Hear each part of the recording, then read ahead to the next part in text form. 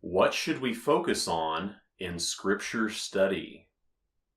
The fact is that all of us have a limited amount of time in our day and in our week. We only have so much time that we are going to use for Scripture study, for reading, for studying, and for investigating particular issues. Because of that limited amount of time, we need to be efficient in how we use it. And of course, different issues are going to come up at different times, different interests may arise, and we may have a reason to study some particular subject. But in our general reading, how is it that we should be focusing? And I want to refer to something a friend of mine said in the past, which I think sums this up pretty well.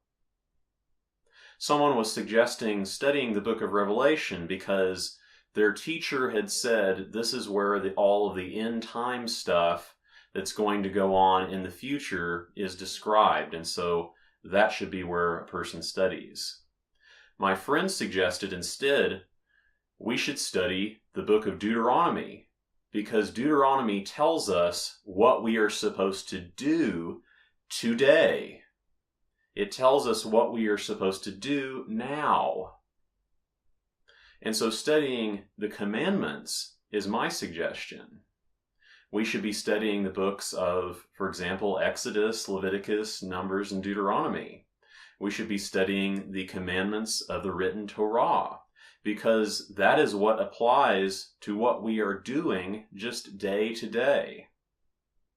And even though I was aware of this at that time, it wasn't something that I realized I wasn't doing until several years later. I thought I knew the Torah just because of investigating several issues in it, reading over different passages, skipping around in it repeatedly, and being around teachings of the 613 commandments, which isn't exactly right, all those sorts of things. And I thought I knew the Torah pretty well in the past.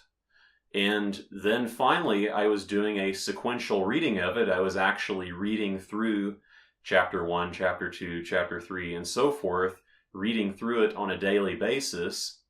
And at that point, I realized there were commands that I had missed.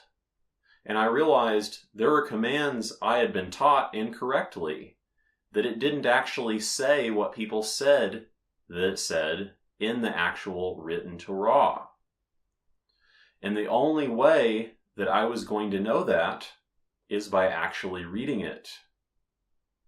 And so we can spend a lot of time looking at all of these other books, depending upon what we consider Scripture.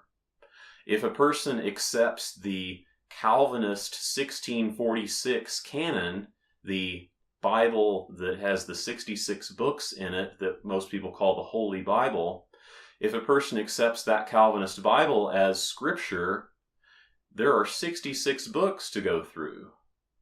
That's a lot of time. And it's not something that's going to be gone through in depth in any short period of time. And even if someone just accepts the Tanakh or the Old Testament, it's still a lot of material to be focusing on. We can't really focus on that large of a scope of information. And so what I think we should be doing instead is focusing on the commands, learning what the commands are. The commands may not be exactly as we thought they were. We may not know them as well as we thought we did. And certain commands, maybe we should be doing them differently than we were originally taught. Maybe the way we originally heard isn't exactly according to the written Torah. So let's focus on the written Torah. Thanks for watching. Feel free to check out some of my other videos on other Torah issues, and be sure that you stay in touch so we can continue this discussion. Thanks for watching. Remember the commands. Shalom.